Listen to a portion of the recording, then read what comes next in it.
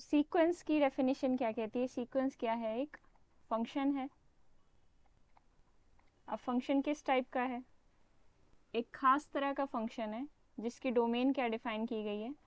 Natural numbers. और इसका range set real लिया जाएगा या कोई भी सेट लिया जा सकता है, कोई भी सेट लिया जा सकता है। लेकिन हम क्या पढ़ रहे हैं? Real sequences. रियल सीक्वेंसेस का क्या मतलब है? कि जो कोडोमेन होगी वो रियल नंबर्स का सेट होगा या कोई सबसेट होगा रियल नंबर्स का। ठीक है, कोई भी सबसेट दिया जा सकता है, पर इन जनरल क्या लिया जाता है? रियल नंबर ही लिया जाता है। तो फंक्शन कैसे डिफाइन किया जाता है? सीक्वेंस कैसे डिफाइन किया जाता है? एज अ फंक्शन जिसकी डोमेन नेचुरल नंबर्स है और रेंज या कोडोमेन उसकी रियल नंबर्स है। कोडोमेन और रेंज का डिफरेंस सबको पता होगा, नहीं पता है तो शुरू के लेक्चर्स देख लेना। ठीक है। अच्छा, अब बात ये आती है कि सीक्वेंस के अंदर टर्म्स कितनी होंगी, उसकी रिप्रेजेंटेशन कैसी होगी। तो सीक्वेंस को जब लिखा जाता है तो इस तरीके से रिप्रेजेंट किया जाता है। इसकी पहली टर्म जैसे 1 2 3 4 डोमेन है ये हमारी। यहाँ पे कुछ एलिमेंट्स पड़े हैं डोमेन में। इधर क्या है? रेंज सेट है, कुछ भी जिसको लिखना पॉसिबल नहीं है हर एक रियल नंबर को इस तरीके से लिखना। नेचुरल नंबर्स को लिखना आसान होता है, उसको लिस्ट बना के लिखा जा सकता है क्योंकि वो काउंटेबल होते हैं। तो यहाँ से कोई नंबर जाएगा, 1 जाके इधर किसी न किसी नंबर पे मैप होगा, 2 किसी न किसी नंबर पे मैप होगा, 3 किसी न किसी नंबर पे मैप होगा, 4 जाके मैप होगा। और फंक्शन की डेफिनेशन क्या कहती है? कि डोमेन का कोई भी एलिमेंट खाली नहीं छूटना चाहिए। तो चाहे वो 1 हो, चाहे 2 हो, चाहे 3 हो, चाहे 4 हो, सबकी कोई ना कोई इमेज मिलेगी हमें कोडोमेन के अंदर। ये कोडोमेन है हमारी, तो सबकी कोई ना कोई इमेज मिलनी चाहिए। तो कम से कम कितनी टर्म्स आएंगी सीक्वेंस पढ़ते टाइम हम देखेंगे। तो कम से कम कौन कौन सी टर्म्स आएंगी? जैसे अगर ये 1 मैप हुआ तो जाके किसी न किसी F1 पे मैप होगा, से ये किसी न किसी F2 पे मैप होगा, ये किसी न किसी F3 पे मैप होगा। तो जो इसका रेंज सेट बनेगा वो किस तरीके से डिनोट किया जाएगा? F1, F2, F3 and so on. तो इसके रेंज सेट में कम से कम उतनी टर्म्स आएंगी जितनी उसके डोमेन के अंदर होती हैं। ठीक है। और कम से कम नहीं, एग्जैक्टली उतनी टर्म्स आएंगी जितनी डोमेन के अंदर होती है। डोमेन के अंदर कितनी टर्म्स हैं? डोमेन नेचुरल्स की है, तो डोमेन के अंदर अगर किसी ने काउंटेबिलिटी पढ़ा हुआ है तो काउंटेबली इनफाइनाइट बोल सकते हैं। सिंपल शब्दों में सिर्फ इनफाइनाइट बोल दो कि सीक्वेंस के अंदर टर्म्स कितनी होती है? इनफाइनाइट। अब सीक्वेंस को एफ से जनरली डिनोट नहीं किया जाता है, जैसे हमने यहाँ पे एफ करके किया है। सॉरी, यहाँ पे हमने कैसे डिनोट किया है इसको? F1, F2, F3 करके। जनरली ऐसे नहीं किया जाता है। जनरली सीक्वेंस के टर्म्स को कुछ इस तरीके से डिनोट किया जाता है: A1, A2, A3 and so on, B1, B2, B3 and so on. ठीक है, ब्रैकेट्स आप कोई भी यूज़ कर सकते हो, इस तरीके के भी यूज़ कर सकते हो, सिंपल ब्रैकेट्स। तो ये तो हो गई सीक्वेंस की डेफिनेशन। अब रेंज ऑफ अ सीक्वेंस क्या है? रेंज ऑफ सीक्वेंस के अंदर ये सारी टर्म्स आएंगी, A1, A2, A3, या जिसको हम F1, F2, F3 बोल रहे थे। ठीक है। तो रेंज ऑफ अ सीक्वेंस कैसे डिफाइन किया जा सकता है? Range of sequence AN is equal to, अगर सीक्वेंस इस तरीके से डिफाइन किया आपने, नेचुरल्स टू R, तो F of N such that N belongs to natural. ठीक है, या फिर उसको बोल सकते हो AN such that N belongs to natural, किसी भी तरीके से। ठीक है, रेंज ऑफ अ सीक्वेंस के अंदर ये सब टर्म्स आ जाएंगी। अच्छा, एक और बात है, यहाँ पे रेंज सेट की बात की जा रही है। ठीक है, ये रेंज सेट लेके चल रहे हैं हम। अब रेंज सेट से क्या मतलब है? मान लो कोई सीक्वेंस है हमारे पास इस टाइप का, हमने कोई सीक्वेंस डिफाइन किया नेचुरल से रियल्स तक, जिसकी सभी टर्म्स कैसे डिफाइन की गई हैं? F of N is equal to 2 for all n belongs to natural. अब ऐसा फंक्शन लिया गया है जिसको आप कांस्टेंट फंक्शन बोलते हो। इस केस में इसको क्या बोला जाएगा? Constant sequence. तो ये सीक्वेंस की एक पर्टिकुलर टाइप है जिसको बोला जाता है कांस्टेंट सीक्वेंस। कांस्टेंट सीक्वेंस क्यों? क्योंकि इसकी हर एक टर्म कुछ ना कुछ फिक्स नंबर आ रही है। तो इस सीक्वेंस की रिप्रेजेंटेशन कैसी होगी? 2 2 2 2 2। तो जब हम इसका रेंज सेट लिखेंगे, रेंज ऑफ AN लिखेंगे या FN, जैसे भी आप इसको रिप्रेजेंट कर रहे हो, तो वो क्या आएगा? केवल एक सिंगलटन सेट आएगा, क्योंकि जब सेट की डेफिनेशन लिखी जाती है तो सेट क्या है, well defined collection of distinct objects, ठीक है। तो इसका रेंज सेट क्या आएगा, एक सिंगलटन सेट आएगा, तो इसका मतलब रेंज सेट फाइनाइट भी हो सकता है, रेंज सेट निकालने की बात जब आप कर रहे हो, ठीक है। क्लियर है यहाँ तक सबको? Yes ma'am. Yes ma'am.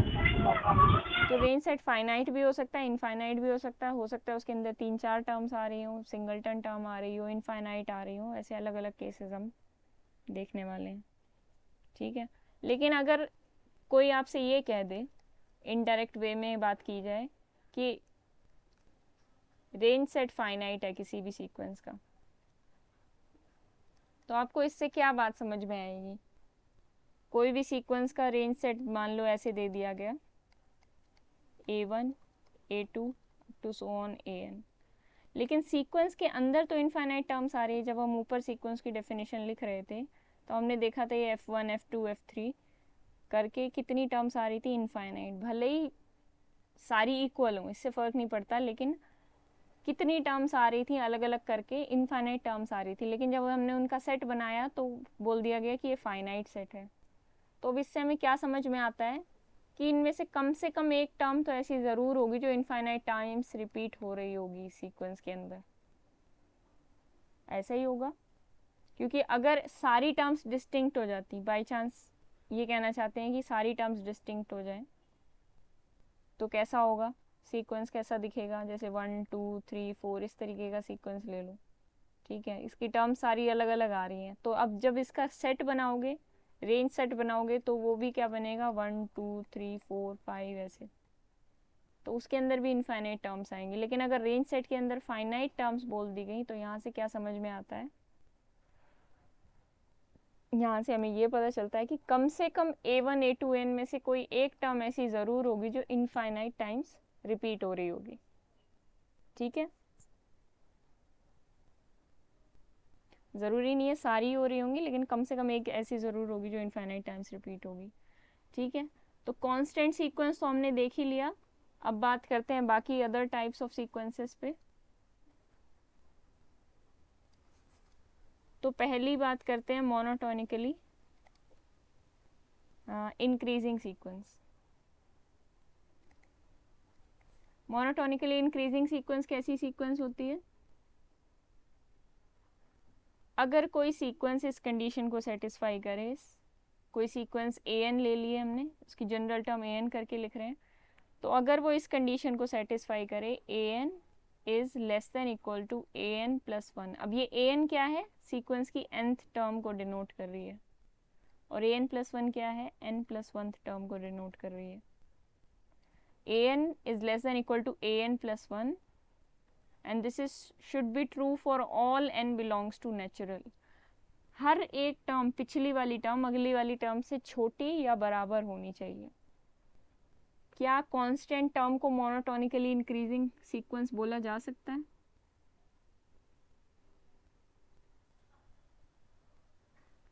नहीं मैम। नहीं बोला जा सकता। और कोई? मैम बोल सकते हैं। बोल सकते हैं, क्योंकि क्वेश्चन क्या? देखो कांस्टेंट सीक्वेंस को मोनोटोनिकली इंक्रीजिंग बोला जा सकता है कि नहीं, कांस्टेंट सीक्वेंस। मैम बोल सकते हैं क्योंकि वो इक्वल हो जाएंगे, इसमें लेस देन और इक्वल टू का साइन है।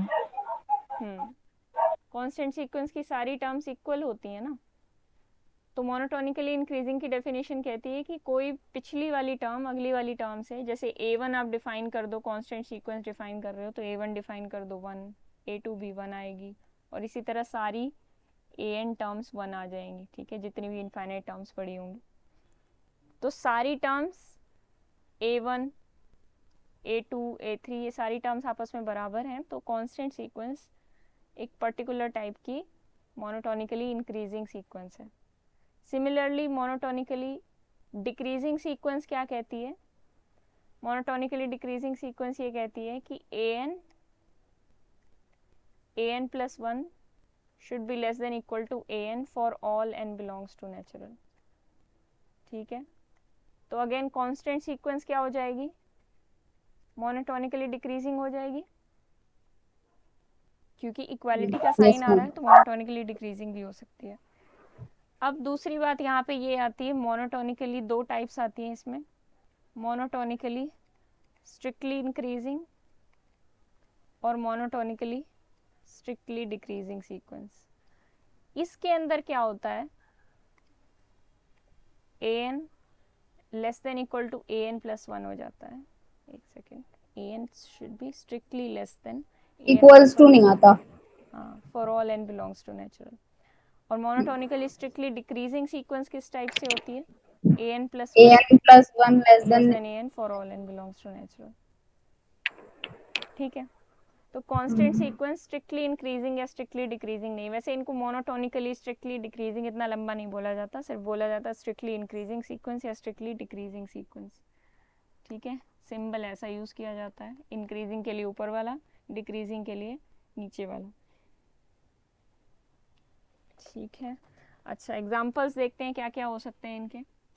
अब ये सीक्वेंस डिफाइन की मैंने, ये बताओ मोनोटोनिकली इंक्रीजिंग है, डिक्रीजिंग है, स्ट्रिक्टली इंक्रीजिंग है, स्ट्रिक्टली डिक्रीजिंग है, कौन सी टाइप है? डिक्रीजिंग। एक से ज्यादा डिक्रीजिंग टाइप्स, एक से ज्यादा टाइप्स हो एज सकते द हैं, वैल्यू कितनी ऑफ टाइप्स है एन सारी इंक्रीज। बताओ। हम्म, मैम फर्स्ट वाली जैसे जैसे डिक्रीजिंग, इनकी वैल्यू सेकंड बढ़ती वाली जाएगी वैसे वैसे इंक्रीजिंग। डिक्रीज होती जाएगी। तो कौन कौन सी कैटेगरीज में फॉल करेगी ये, सारी कैटेगरीज बताओ ना। मोनोटोनिकली डिक्रीजिंग हो जाएगा ये 1/n। स्ट्रिक्टली डिक्रीजिंग नहीं होगा। और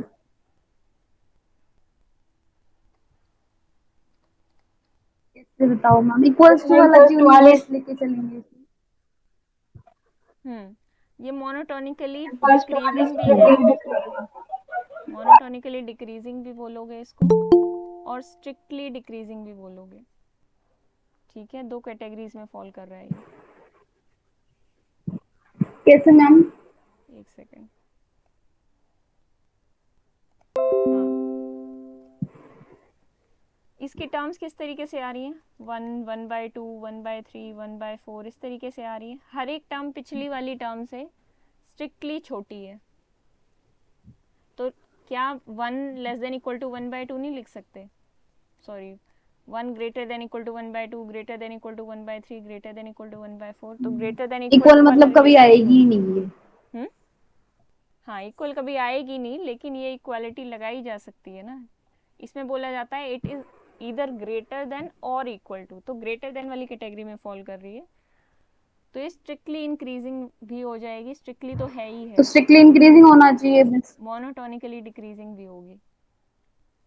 देखो, जब कांस्टेंट सीक्वेंस की बात की गई तब हमने इक्वालिटी को प्रेफरेंस दी ना, 1 < 1 1 < 1 या ग्रेटर देन इक्वल टू 1, तब हमने इक्वालिटी को प्रेफरेंस दी। यहाँ पे हम प्रेफरेंस देने की बात है ना, यहाँ पे बोला जाता है it is either greater than और इक्वल टू। ठीक है, तो या तो ग्रेटर हो जाए या इक्वल टू हो जाए, कांस्टेंट वाली में इक्वल टू हो रही थी, इसके अंदर ग्रेटर हो रही है। और ऐसा भी हो सकता है कि किसी सीक्वेंस में दोनों चीज़ें होल्ड कर जाएं एक साथ, उसका भी एग्जांपल मैं शो करती हूँ अभी तुम्हें। ठीक है, तो 1 < 2 ये स्टेटमेंट करेक्ट है, इसको हमेशा करेक्ट माना करो। ये पहली क्लास जब मैंने ली थी तब भी बच्चे कंफ्यूज हो रहे थे बिना बात के। यहाँ पे ये हाँ हाँ, बोला ये जाता है, पॉइंट बताया था आपने, याद आ गया मुझे भी। हाँ, पता नहीं किसने पूछा था उस वक्त, दो तीन बच्चे हो रहे थे कंफ्यूज, या तो लेस देन या इक्वल टू, मैं ही बीच में थी और वो। का साइन, अच्छा इधर लेस देन और इक्वल टू, ठीक है, बीच में और लगा होता है, तो कभी इस बात में कंफ्यूज मत हो ना कि 1 < 2 लिखा जाए कि 1 < 2 लिखा जाए, दोनों करेक्ट हैं पर ज्यादा एक्यूरेसी इसके अंदर है। ठीक है, अगर कोई ज्यादा एक्यूरेट पूछ ले तो 1 < सेट 2 थ्योरी इज पढ़ाते ऑब्वियसली वक्त राइट। बताई थी आपने। हम्म, सेट थ्योरी पढ़ाते वक्त बताई थी ये बात। हाँ, पहली ही दूसरी क्लास थी, मुझे याद नहीं है, मैं हम्म। सेट थ्योरी के टाइम पे बताई थी। तो ये दोनों कैटेगरीज में फॉल करेगा।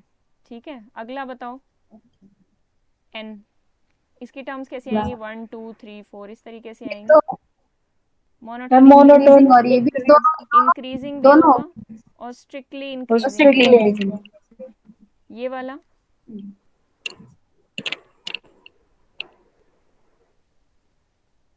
ये हमारा डिक्रीजिंग। डिक्रीजिंग होगा।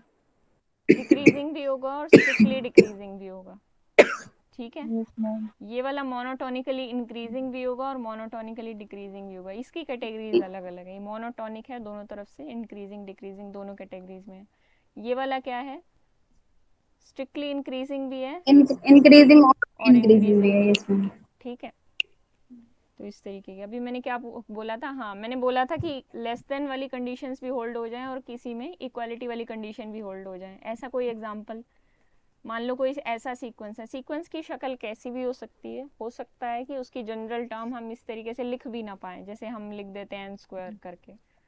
तो सीक्वेंस डिफाइन करना मेरी खुद की मर्जी। सीक्वेंस का मतलब ये नहीं है, आप कोई लेमैन से पूछोगे जिसको मैथ्स नहीं आता, उससे पूछोगे सीक्वेंस क्या होता है, वो कहेगा एक सीक्वेंस में चीज़ों को रखो। पर हम ऐसा नहीं करते एज मैथमेटिशियंस, हम कुछ भी कर सकते हैं, हम अपनी मर्जी से चीज़ें डिफाइन कर सकते हैं, ठीक है। तो मैं एक हम कुछ सीक्वेंस भी लेट डिफाइन और करती हूँ। सपोज कर सकते हैं। अब ये सीक्वेंस बताना, दो सीक्वेंस लिख रही हूँ मैं।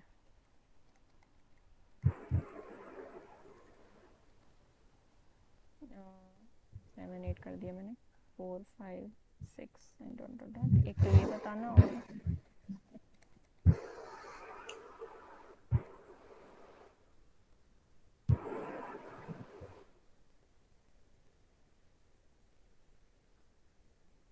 इन दोनों की कैटेगरीज बताओ। मैम मोनोटोनिक इंक्रीजिंग भी है और डिक्रीजिंग भी है। ऊपर वाला फर्स्ट वाली, यस मैम। ऊपर वाला तो दोनों है, नीचे वाला इंक्रीजिंग है।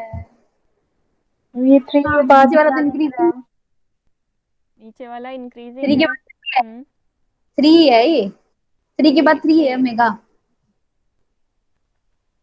3 है, 3 है। और कोई ओपिनियन देना चाहेगा इस स्ट्रिक्टली पे, जल्दी दो फटाफट। इंक्रीजिंग भी है। इंक्रीजिंग भी है और मोनोटोनिकली इंक्रीजिंग भी है, ठीक है। फर्स्ट वाले पे कोई ओपिनियन देना चाहेगा कुछ अलग, तीसरी कैटेगरी। सब सो गए लगता है, इतना स्ट्रिक्टली आसान था डिक्रीजिंग पूछने तो में, कह सब ही नहीं सो गए। सकते ऊपर वाली। मैम फास्ट वाला तो ज्यादा ही। मोनोटोनिकली डिक्रीजिंग होगा। मतलब कोई भी डेफिनेशन ध्यान से नहीं पढ़ रहा है। डेफिनेशन क्या थी ऊपर जाके देखना जरा। Ma'am for N all less for all N belongs to natural, जितनी डेफिनेशन कराई मैंने for all N belongs to natural कराई, n+1 less than equal to an blah blah blah. और यहाँ पे देखना पहली टर्म 1 आ रही है, फिर 1 आ रहा है, फिर 2 आ रहा है, फिर अगेन 1 आ रहा है। 1 मतलब आप सीढ़ी चढ़े और फिर उतर गए वापस, तो फायदा क्या हुआ सीढ़ी चढ़ने का। इंक्रीज और डिक्रीज हो रहा इंक्रीज भी हो रहा है, डिक्रीज भी हो रहा है एक ही सीक्वेंस के अंदर, ये कुछ भी नहीं है, मोनोटोनिक सीक्वेंस ही नहीं है, नॉट मोनोटोनिक, ठीक है। है। अरे मैम दिमाग में तो आ रहा था पर बोल नहीं पाए, ठीक है। तो जरूरी नहीं है हर सीक्वेंस नहीं, मतलब मोनोटोनिक ये होनी नहीं चाहिए, है, ऐसा भी पूछा ये जा चीज सकता है। दिमाग में नहीं आया है कि हम्म हम्म ठीक है। अब बात आती है बाउंडेड सीक्वेंस की। बाउंडेड सीक्वेंस क्या होता है, ऐसा सीक्वेंस जिसकी हर एक टर्म किसी न किसी नंबर के रिस्पेक्ट में बाउंड की जा सके, जैसे कि mod of an less than equal to k for all n belongs to natural. मेरे पास एक शॉर्ट ट्रिक नोट्स पड़े हैं जिसके अंदर बहुत सारा मटेरियल है, जिसके अंदर बहुत सारी प्रैक्टिस करने के लिए क्वेश्चंस हैं, मतलब एग्जांपल्स दिए हुए हैं ये आपने सीक्वेंस। सेंड किया है नहीं अभी नहीं किए, मैं दूंगी अभी रात तक, एक बार मैं उसका किसी पीडीएफ का ढूंढ लूँ। सीक्वेंस का? हाँ सीक्वेंस सीरीज पूरा रियल एनालिसिस के हैं, शॉर्ट ट्रिक टाइप के नोट्स हैं, ठीक है। उससे पढ़ना, प्रैक्टिस भी ओके, कर सकते हो उसमें साथ साथ, ओके मैम। तो उसमें सारा कवर हो जाएगा आपका, ठीक है। बाउंडेड सीक्वेंस क्या कहता है कि कोई भी सीक्वेंस जो किसी न किसी k से बाउंडेड हो। अब मैंने mod of n less than equal to k क्यों कहा है, आप ऐसे भी लिख सकते हो, कोई m, कोई स्मॉल m इस तरीके से बाउंड कर रहा हो, इस तरीके से, मतलब this is true for all N belongs to natural. जो कंडीशन लिखी गई है फॉर ऑल देयर एग्जिस्ट, इन सब चीज़ों को ध्यान से पढ़ा करो। अभी ऊपर यही गलती की आप सबने, तो हम कहेंगे कि there exist m belongs to nature. अब मैं डिटेल में डेफिनेशन में नहीं जाऊंगी, डेफिनेशन की सिर्फ सोल को समझना है। There exist m belongs to r एंड यहाँ पे बोल दें m capital M belongs to r such that ये कंडीशन होल्ड हो जाए, तो ये सीक्वेंस क्या कहलाएगा, बाउंडेड सीक्वेंस। ठीक है, ऊपर ये बोला हुआ है, ऊपर वाली डेफिनेशन और इसमें सिर्फ इतना डिफरेंस है, ऊपर ऐसे लिख दे सकते हो minus k less than equal to a n less than equal to k, mod of a n less than equal to k कर दिया ना। तो अब यहाँ पे के को एक नॉन नेगेटिव नंबर होना कंपलसरी हो जाएगा। तो देयर एग्जिस्ट के बिलोंग्स टू आर स्टार। अब आर स्टार क्या डिनोट करता है, नॉन नेगेटिव रियल नंबर्स का सेट। तो इस तरीके से लिख सकते हो, दोनों डेफिनेशन में फॉल कर सकते हैं, मतलब इसमें भी लिख सकते हो इसमें भी लिख सकते हो, जैसे मर्जी लिखना चाहो, दोनों तरीके से मिल सकती है आपको डेफिनेशन। ठीक है, इस डेफिनेशन से ऊपर मैम वाली एक बार बनाई जा सकती बाउंडेड है, ऊपर दोबारा वाली से बता नीचे दो। वाली बनाई जा सकती है। अच्छा चलो बताते हैं, ये वाली डेफिनेशन समझ में आ गई, फिर मैं के वाली बताऊंगी। स्मॉल एम और नहीं एम मैम। बिलोंग्स, कोई भी सीक्वेंस है उसके अंदर जितनी भी टर्म्स पड़ी हैं तो उसका रेंज सेट ले लो, रेंज सेट उठा लो एक सीक्वेंस का। अब रेंज सेट की खास बात क्या होती है, इसके अंदर डिस्टिंक्ट नंबर्स होते हैं, डिस्टिंक्ट टर्म्स पड़ी होती हैं, कोई भी टर्म रिपीट नहीं हो रही होती।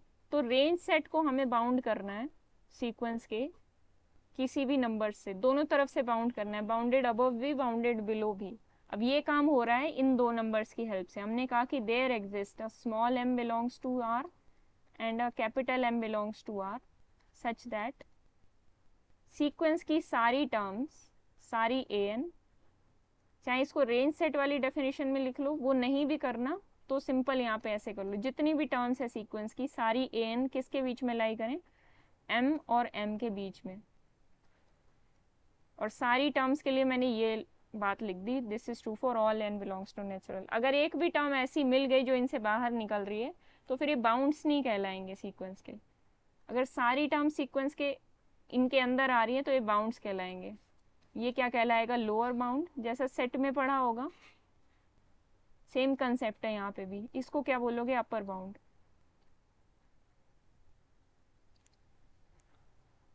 ठीक है,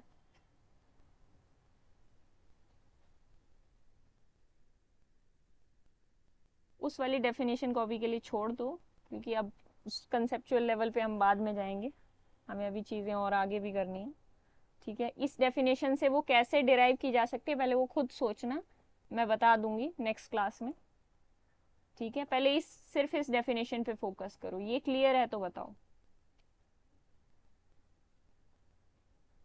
yes ma'am for clear. Example लोगे तभी अच्छे से क्लियर होगी कोई भी चीज़। जैसे ये सीक्वेंस है 1 2 3 1 2 1 2 1 2, आगे सारी टर्म्स ऐसे ही आ रही है 1 2 1 2 1 2 करके। ठीक है, इस सीक्वेंस की सारी टर्म्स 1 से लेकर 3 के बीच में है। सच है ये बात, क्योंकि इसके आगे की सारी टर्म्स कैसे यस आ रही है मैम। 1 2 1 2 1 2 करके। ठीक है, तो ये क्या कहलाएगा, इसका लोअर बाउंड, और ये क्या कहलाएगा, अपर बाउंड। ठीक है, लोअर बाउंड और अपर बाउंड कभी भी यूनिक नहीं होते। अगर दो नंबर्स लोअर बाउंड और अपर बाउंड बन रहे हैं तो अब यहाँ पे बोल दिया जाएगा कि 3.1 3.2 ऐसे ऐसे जितने भी नंबर्स आएंगे 4 5 6 7 8 ये सारे इसके अपर बाउंड बनेंगे। ठीक है, इसके कौन कौन से लोअर बाउंड बनेंगे, 0 0.1 जो भी आप लेना चाहो, जो भी नेगेटिव नंबर्स में भी लेना चाहो, -7 -6। ठीक है, ये सब इसके लोअर बाउंड बनेंगे। तो अब लोअर बाउंड और अपर बाउंड में फिर खास क्या रह गया, जब इतने सारे बन रहे हैं, इनफाइनाइट बन रहे हैं, तो इनको एक स्पेशल प्रॉपर्टी दी गई। क्या दी गई, जो लोअर बाउंड सबसे बड़ा होगा, आसान भाषा में जो लोअर बाउंड सबसे बड़ा होगा उसको ग्रेटेस्ट लोअर बाउंड कहा गया, और जो अपर बाउंड सबसे छोटा होगा उसको लीस्ट अपर बाउंड कहा गया। इस केस में, इस पर्टिकुलर केस में यहाँ पे 3 को लीस्ट अपर बाउंड बोल सकते हो और इसको ग्रेटेस्ट लोअर बाउंड बोल सकते हो। ठीक है, तो कुछ हमें एक नंबर चाहिए होता है, हमें इनफाइनाइट नंबर से मतलब नहीं होता। ठीक है, मैम कहीं मैथ्स में कहीं भी, हाँ बोलो। ये लीस्ट अपर बाउंड वाला नहीं समझ में आया। जितने भी अपर इससे बाउंड्स हैं उनका मतलब इनफीमम लेना है। मैं एक एक्स्ट्रा चीज बता रही हूँ, अपर बाउंड और लोअर बाउंड में ये है अभी हम। अगर आपको लीस्ट अपर बाउंड या ग्रेटेस्ट लोअर बाउंड बोला जाए, इसके बाउंड्स के सेट में निकालना हो, तो उनमें से ग्रेटेस्ट लोगे तो लीस्ट ग्रेटेस्ट लोअर बाउंड आ जाएगा, और लीस्ट लोगे तो लीस्ट अपर बाउंड आ जाएगा। ठीक है, आगे जहाँ पे इनका कंसेप्ट यूज होगा वहाँ पे हम देखेंगे। बस यहाँ पे समझने वाली बात ये थी, मैं सिर्फ इम्पोर्टेंस बताना चाहती हूँ कि इनफाइनाइट होते हैं बाउंड्स किसी भी सेट के पास। उन इनफाइनाइट बाउंड्स में से हमें सिर्फ दो से मतलब होता है, एक ग्रेटेस्ट लोअर बाउंड जिसको इन्फीमम बोला जाता है और एक लीस्ट अपर बाउंड जिसको सुप्रीमम बोला जाता है। ठीक है, आगे जब इसका यूज आएगा तब इसको देखेंगे। इस सेट के कोई भी दो बाउंड बताओ इस सीक्वेंस के।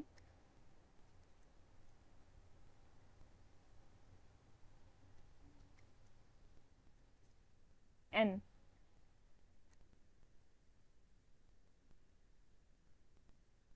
बाउंड्स यूनिक लोअर नहीं होते हैं, जो मर्जी बताना चाहो बता दो। लोअर बाउंड बताइए। हाँ, 0 लोअर बाउंड आ रहा है 0। 1 भी आ रहा है या नहीं आ रहा? यस मैम आ रहा भी है। आ रहा है, ठीक है। 1.1 आ रहा है? No ma'am. 1.1 नहीं आएगा, तो 0 1 -1 0.5 माइनस ये सब इसके लोअर बाउंड्स आ जाएंगे। अपर बाउंड क्या आएगा? 3 4 5 5.5। अपर बाउंड नहीं आएगा। प्लीज कंफर्टेबल होगा। इस सीक्वेंस का कोई भी अपर बाउंड नहीं होगा, क्योंकि एक ऐसा सीक्वेंस है जो जिसका इधर से कोई ऐसा नंबर नहीं ढूंढ सकते आप जिससे इसकी सारी टर्म्स छोटी हो जाए। 1 2 3 4 5 6 कहाँ तक जा रहा है? इनफाइनाइट जा रहा है। काउंटिंग नंबर से बन रहा है ना, नेचुरल नंबर से। तो पता ही है नेचुरल नंबर्स कभी रुकते तो है नहीं, पूरी ज़िंदगी लगा सकते हैं हम सिर्फ काउंटिंग नंबर्स को गिनने में, और वो कभी ख़त्म नहीं होते। तो ऐसा कोई नंबर नहीं मिलेगा जिससे इस सीक्वेंस की सारी टर्म्स छोटी हो जाए। तो ऐसे टाइप के सीक्वेंस को क्या बोला जाता है? अनबाउंडेड। और इस पर्टिकुलर केस में ये सीक्वेंस क्या है? Unbounded above. ठीक है, अब बात आती है बाउंडेड और अनबाउंडेड सीक्वेंस। कोई भी सीक्वेंस बाउंडेड कब हो जाता है? If and only bounded below भी हो जाए प्लस बाउंडेड अबव भी हो। ये दोनों कंडीशन अगर होल्ड हो तभी सीक्वेंस को बाउंडेड कहा जाएगा। और सीक्वेंस अनबाउंडेड कब हो जाता है? इफ एंड ओनली इफ या तो ये अनबाउंडेड बिलो हो जाए। अब ध्यान से देखना, यहाँ पे ईदर यूज कर रही हूं मैं, उधर मैं एंड यूज कर रही थी। ईदर अनबाउंडेड बिलो और अनबाउंडेड अबव, ऐसे सीक्वेंस को अनबाउंडेड सीक्वेंस